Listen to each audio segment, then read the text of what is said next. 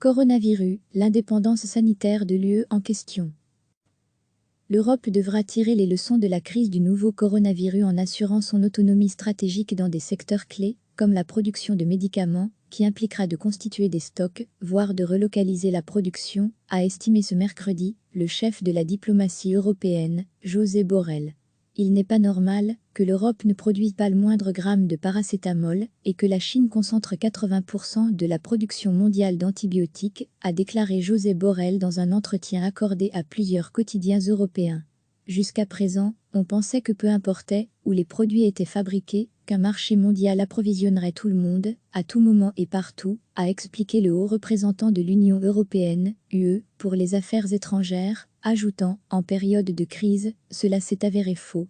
La crise sanitaire liée à l'émergence du nouveau coronavirus en Europe a fait exploser la demande de certains médicaments et provoqué des perturbations dans les chaînes d'approvisionnement.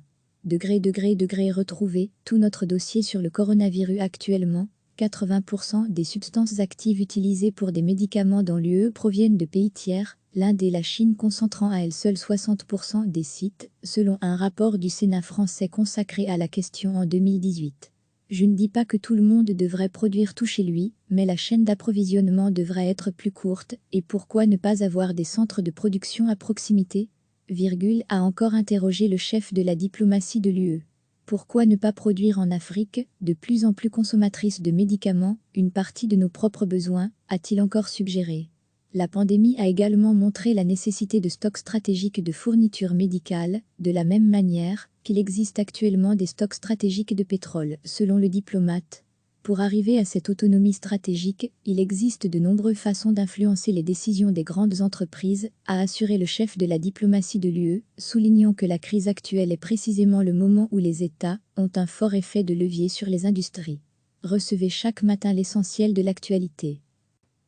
L'Europe devra tirer les leçons de la crise du nouveau coronavirus en assurant son autonomie stratégique dans des secteurs clés, comme la production de médicaments, qui impliquera de constituer des stocks, voire de relocaliser la production, a estimé ce mercredi le chef de la diplomatie européenne, Josep Borrell.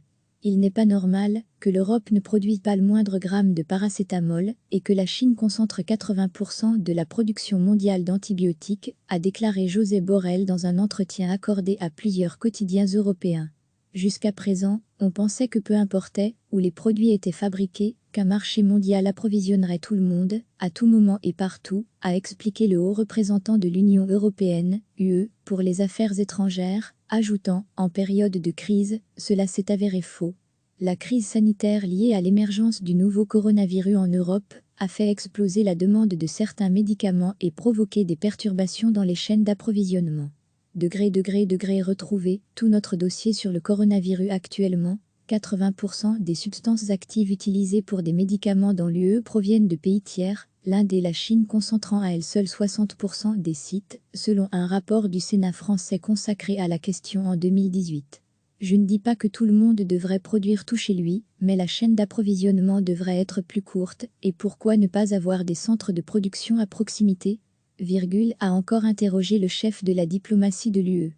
Pourquoi ne pas produire en Afrique, de plus en plus consommatrice de médicaments, une partie de nos propres besoins, a-t-il encore suggéré. La pandémie a également montré la nécessité de stocks stratégiques de fournitures médicales, de la même manière qu'il existe actuellement des stocks stratégiques de pétrole, selon le diplomate. Pour arriver à cette autonomie stratégique, il existe de nombreuses façons d'influencer les décisions des grandes entreprises, a assuré le chef de la diplomatie de l'UE, soulignant que la crise actuelle est précisément le moment où les États ont un fort effet de levier sur les industries. Cliquez sur s'abonner pour recevoir les dernières nouvelles.